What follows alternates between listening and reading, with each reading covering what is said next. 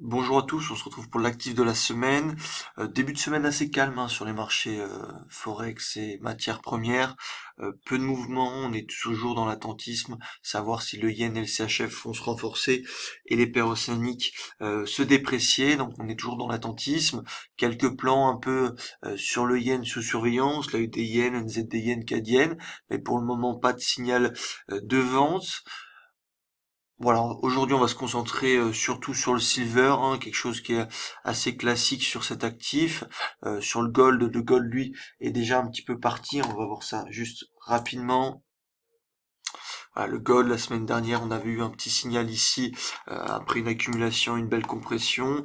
Le premier TP 1750 a été réalisé. Bon, ça c'était un plan pour les étudiants. Cette semaine on va se concentrer sur l'argent qui a plus ou moins la même figure. Donc je vous le rappelle, on est dans une dynamique qui est clairement haussière en journalier.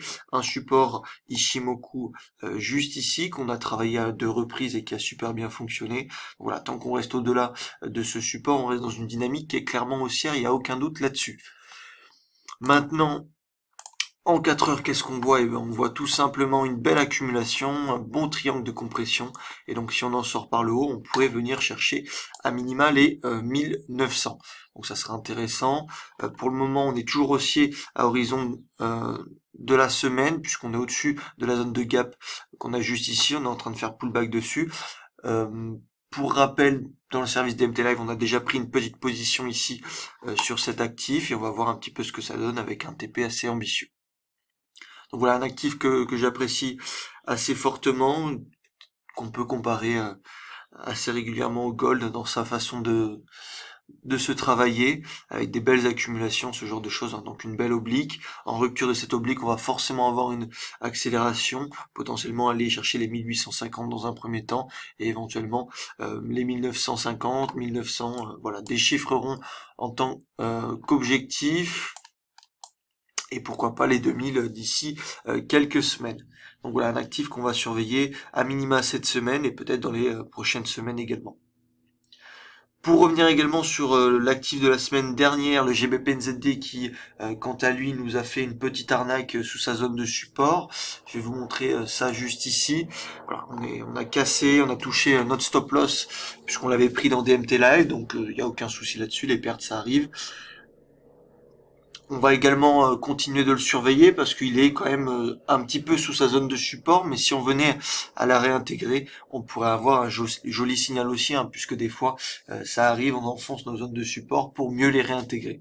Donc on va voir si c'était un piège ou si tout simplement on a une tendance baissière qui continue de se poursuivre. Pour le moment, on a tous les voyants au rouge, c'est baissier sous la zone de gap juste ici, et puis sous la zone de support qu'on avait identifié qui est devenue une résistance. Donc éventuellement une réintégration pourrait être intéressante, mais voilà, pas pour le moment. On garde cet actif du coin de l'œil et on voit un petit peu ce que ça donne dans les prochaines semaines.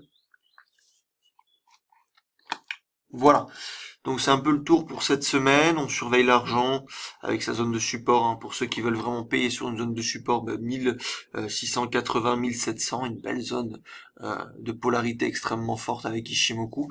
Et puis ceux qui veulent travailler le flux, en ce moment on a des beaux petits signaux au-dessus de la zone de gap, et sinon éventuellement attendre la cassure de l'oblique. Avec pour ceux qui veulent travailler le flux, un stop loss sous cette zone-là, un stop loss sous les 1750 à peu près. Et puis ceux qui veulent travailler la zone de support, on met toujours un stop au-delà, en dessous de cette zone-là. Avec comme premier objectif, tout simplement les 1840, 1850, cette zone des derniers plus hauts. Et pour ceux qui sont ambitieux, 1950, voire les 2000 d'ici quelques semaines. Mais du coup, il faut mettre un stop loss peut-être en conséquence.